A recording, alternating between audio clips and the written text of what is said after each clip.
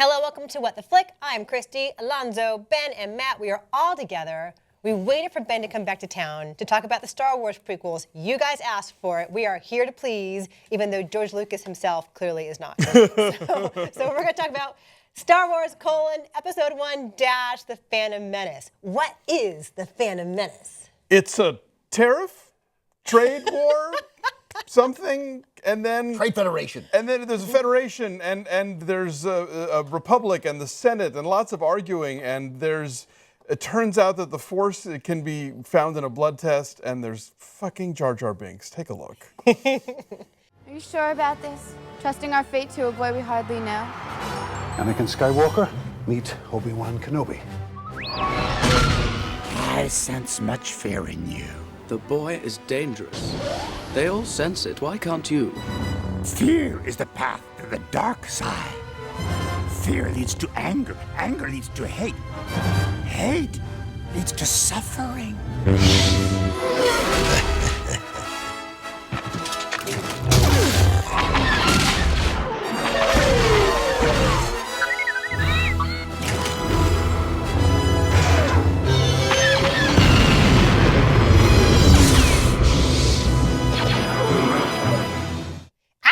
Mr. Anderson. I don't know what to talk about. I got also, let's talk about the evil Koreans. That are the Trade Federation. I think they're Japanese. I think they're World War II. I think they're Japanese, and the Jewish scrap part guy, of course. No, but I didn't think. My objection to Jar Jar was that it wasn't so much that he was doing a sort of stereotypically black dialect. I found it just a baffling dialect that I could not understand. I did not know what he was saying. I had the titles on this time just because I'm old and deaf, and just seeing his dialogue written out made it worse somehow. Sure. How did they explain it? What does he say? It just it's like phonetic, so it's like misa da da da da, you know, and and it's just like oh. I guess I can't remember whether I even saw these first three. I saw at least one of them, so I think I saw The Phantom Menace. I guess maybe I'd seen them all, but they didn't stick at all. But I didn't remember Jar Binks. But I got a lot of action out of one very simple tweet that it turned out everyone was right in 1999. Literally the most annoying movie character I have ever seen in my entire life. Right, but I guess Lucas wanted him to have an even larger role in the all three prequels, but there was such massive backlash to Episode I that he dialed it down. But there is, like, in his last little fuck you in Episode 3, there's a little bit of Jar Jar at the end. Sure, he's in the parade or the funeral. The thing about this movie, it's not necessarily a bad thing that George Lucas was clearly aiming to make a kiddie movie. It's that he made a shitty kiddie movie. Right. This movie is long and tedious, and every so often you'll maybe get you eventually get the Qui-Gon Darth Maul lightsaber battle, which is pretty great. But there's a lot of pod racing to get there. And a lot of yippee! Way too much yippee.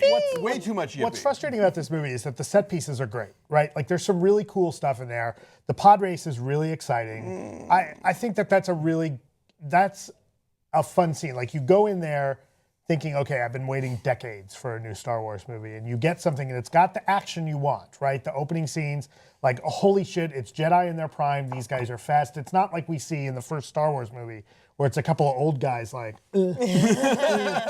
right? This one, like, this is legit. This is exciting. You see these guys, like, okay, they're practically superheroes, and that's kind of cool. I think the pod race scene is fun. The battle scene at the end is really exciting. Darth Maul but thing. Yeah. The Darth Maul, the space battle, all that stuff works really well.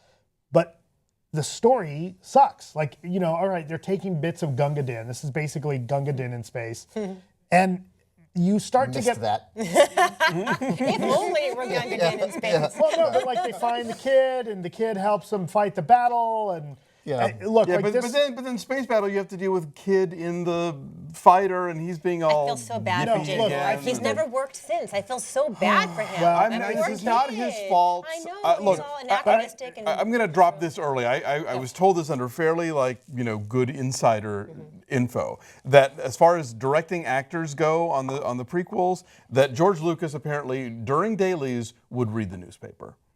Like, he was not paying attention to what any of the actors were doing. They were all flying blind and on their own. So that's a problem that you see that's consistent across all three of the prequels, right? Is that Lucas is so intent on pushing the technology and what he can do putting his actors up against green screens and dropping all this cool CGI, which a lot of it does look great, that he ignores his actors. And the guys who have some level of experience, guys like Liam Neeson and Ewan McGregor, do fine because they can work without a director and leave them on their own, and they do okay, right? They may not be great, but they do fine.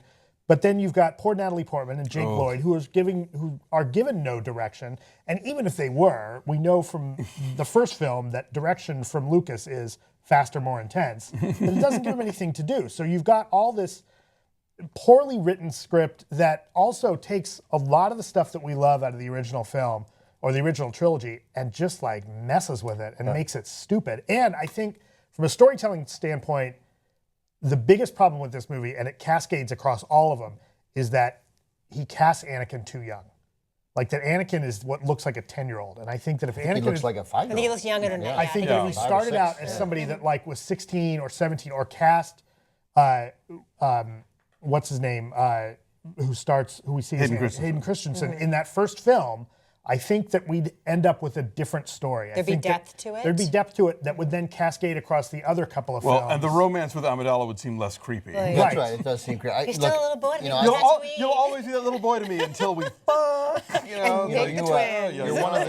one of like the 7 smartest people I know, but you're wrong about a lot of stuff. And first, the fact that the big fans waited 20 years, that's what makes this worse. 16. Or 16 years, whatever it was. I mean, it was. Well, right, but 22 from the original, right. They were easy pickings by that point. Wait. Yeah. I have a question. Who are the other 6? Gandhi. I didn't say you're 7. You're in a good group. You're in a good group. You're one of them. Bashful, dopey. So Boozy, therefore, when this is delivered and it fails so miserably on so many levels that I don't think it matters that some of the space stuff was okay. I thought the pod racing was bad. Part of the reason the pod racing is bad is because you realize what you think it's going to be a race. It's set up to believe it's a race. And then you realize very quickly, no, they jab it. It's like Speed Racer. These people die. Like those people are dead. They explode. They're dead. Well, it's the chariot race from Ben Hur. I got it, but he's a 5-year-old. He's a 5-year-old and his mom's like, But he's the one. He's got the Force and all I that. got it, He's but we gonna be don't- fine. But that's part of the problem with There's no casting 2 that more character, movies with without it. writing Anakin Yes, is so yes. young. Anakin If can't that was die, a right. 16, 17-year-old kid, yes, like, I got that it would because make- he would feel some sense of. Right. that It he would have was- been American Graffiti. Right. He'd have been a hot rodder. But then you're like the cool stuff in the lightsabers. These guys act and move and run with the urgency of guys playing in a Thursday night Santa Monica over 40 softball league. I mean, there's consistent sauntering. Just, oh, they're coming. Well, Let's go. They're, You know, again, they're Jedi. They know they have the Force. But no, but that's bad. That ruins. Like, there's no urgency. There's no threat. I never, at one point in any of these movies, thought, "Oh, he doesn't die." I hope. Oh, he's in jeopardy. oh, come on. You don't want Yoda to die. It's not a question of wanting the character to die. There's no sense of believability of the threat when they're Stakes. dangling. There's no stakes. There's no like, oh gee, I hope he doesn't fall. Like everybody's fine. Everybody like why in the third one does whatever happened to Mace? Right? Mace Windu. Why did that Come kill him? on. Why didn't he just land on one of the 50 ships that just drive around all day and run right into each other all the Right, time? which everybody else like. No, I get where you're coming from. Look, I think that this is a movie where you've got, can you make a Star Wars movie where only the action scenes work? Not really. Right. No. Right? Not really.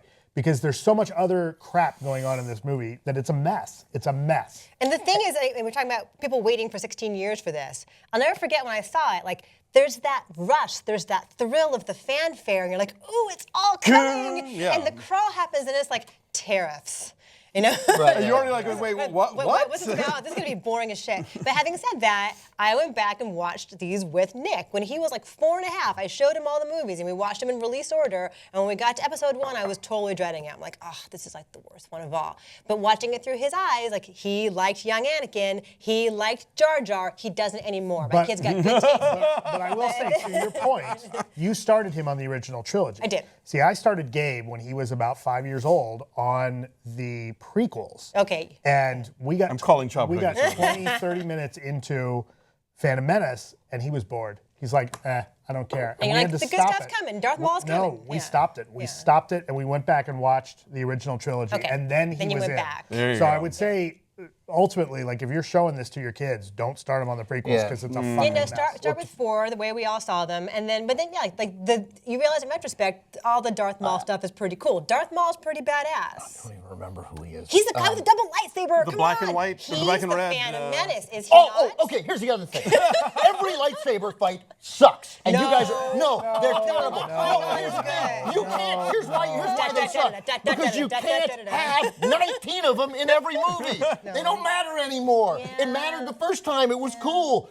And that's why, So wait a minute, that's so why, wait a hold on, let me just finish that point. Okay. That's why all the energy about the excitement of the original mattered, because that was breakthrough. Then the excitement, nothing broke through in any other movie. So that's your complaint about Robin Hood? Too much sword fighting?